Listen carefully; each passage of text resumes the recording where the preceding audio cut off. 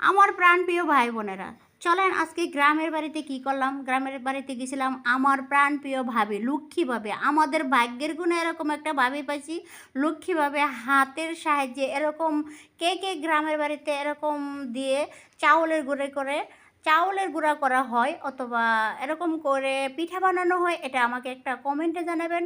আমার ভাগ্যের গুণ এমন একটা লক্ষ্মীভাবে পাইছি। আমরা গ্রামে গেলে এরকম হাতের সাহায্যে মানে মেশিনের সাহায্যে বেশিরভাগ সচরাচর করা হয়। আমরা তো মেশিনের সাহায্যে করি, এরকম কষ্ট আমরা করতে পারি না, কিন্তু আমরা ভাগ্যের গুণে এরকম লক্ষ্মীভাবে পাইছি। বলতেছে তোমরা কি পিঠা খাইবা বাগনি বাগনারারে সবারে বলতেছে। তখন ওরা বললো আমাদের বিখ্যাত মেরা পিঠা, আমাদের বেশিরভাগ মেরা পিঠাই নরসিংদী লোকেরা খায়। তাই মেরা পিঠা বানাইছিল, এরকম হাতে কুঠে মেরা পিঠা বানাইছে। কত কষ্ট করছে, তাহলে আপনারাই বলেন আমাদের লক্ষ্মী ভাবিটা কত ভালো। আমারে এত বাদাম দিছে, আজকে বাদামগুলো বাজবো। প্রথমে একটা কড়াই নিলাম, কড়াইয়ের ভিতরে আমি লবণ অ্যাড করে দিলাম। এখানে আধা কেজি লবণ ছিল, লবণটা গরম হওয়ার আগ পর্যন্ত রান্না করছি। সো রান্না করার পর আমারকে গিফট করার ভাবি যে বাদামগুলো গিফট করছে, এগুলো আজকে বেজে নিব। চলেন কীভাবে বাড়ছি আপনাদের মাঝে শেয়ার করলাম। প্রথমে আমি লবণটা গরম করার পর বাদামগুলো অ্যাড করে দেবো। দেওয়ার পরে মানে বাদামগুলো আমরা যদি সচরাচর বালু দিয়ে ভাজতে হয়, বালু যদি দেই, আমরা ফ্ল্যাট বাসার ভিতরে থাকি তো, তাই বালু দিলে মানে ভিতরে যদি এক ফোঁটা বালু পড়ে আমার মানে দ্বিগুণ কাজ করতে হবে। তাই এত কষ্ট করার মতো আমাদের ধৈর্য নাই, আর আমরা এত কাজ করতে পারি না। তাই আমি লবণটা, আপনারা কয়েন না তো লবণ অপচয় করছে নষ্ট করছে, তা না, আমি লবণটা অন্য কাজে লাগাতে পারবো, সমস্যা নাই। আপনারা ওরকম বাজে কমেন্ট করেন না।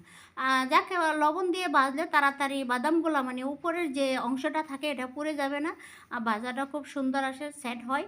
আর বালু দিয়েও বাজতে পারেন, আর যারা ফ্ল্যাটও থাকেন ঢাকা শহর থাকেন এরকম লবণ দিয়ে বাজতে পারেন। এরকম দেখবেন উপরে যে ছালটা থাকে ওটা চলে আসবে, তাহলে বুঝতে পারবেন যে বাদামগুলো অলরেডি ভাজা হয়ে গেছে। সো আপনারা কন্টিনিউ ভিডিওটা দেখতে থাকেন শুরু থেকে শেষ পর্যন্ত, তাহলে বুঝতে পারবেন। আর এখানে আমাদের 90 দশকের লোকেরা প্রায় আমরা যেটা খাইছি বাদামের সাথে চাউল ভাজা, চাউলগুলো ভেজে নিচ্ছি। আর এখন বর্তমান ডিজিটাল যুগের ছেলেপেলেরা খায় বার্গার, ফ্রেঞ্চ ফ্রাই অথবা নুডলস, পাস্তা, চিকেন ফ্রাই, এগুলা খাইব ওরা। আমাদের যে কালচারের এই খাবারগুলা ওরা, আমার ছেলেমেয়েরা বলে তোমরা এইগুলা খাইছো, এটা কোনো খাবার হইলো? তাহলে বলেন আমরা যে খাবারটা খাইছি আমাদের হেলদি খাবার খাইছি, আমরা কোনো অস্বাস্থ্যকর খাবার খাইছি না। হেলদি নিজের জমি থেকে তুলে আনা বাদাম, ঘরের চাউল দিয়ে এরকম বৃষ্টি বাদলের দিনে যদি বাদাম বাজে আর চাউল বাজে, তাহলে আমাদের খাবারটা এতটা জোর ছিল, এতটা ভালো ছিল, ভাই বোন সবাই মিলে খাইতাম, মানে এতটা আনন্দ ফিল করছি বলার মতো না।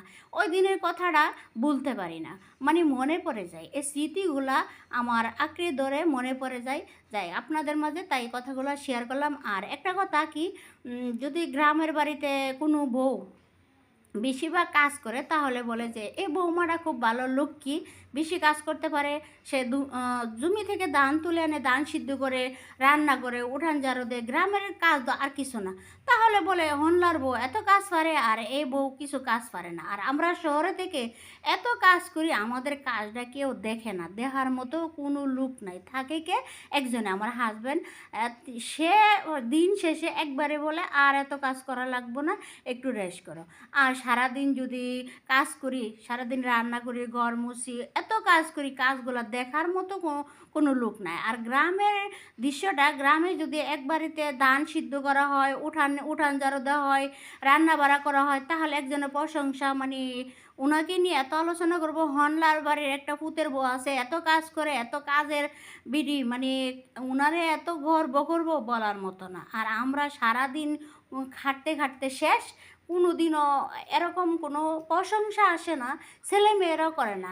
তাই এভাবে গল্প করতে করতে এরকম খাবারটা ছিল, অনেকটাই হেভি ছিল, অনেকটাই জোর ছিল। যাক, ছেলে মেয়েদেরকে নিয়ে বিকালবেলা এরকম একটা নাস্তা খেলাম আর বাদামগুলো এরকম বেজেছিলাম। আপনারা কে কোথায় থেকে ভিডিওটা দেখছেন একটা করে কষ্ট করে একটা কমেন্ট দেন। সবাই ভালো থাকেন, সুস্থ থাকেন, আল্লাহ হাফেজ, বাই বাই।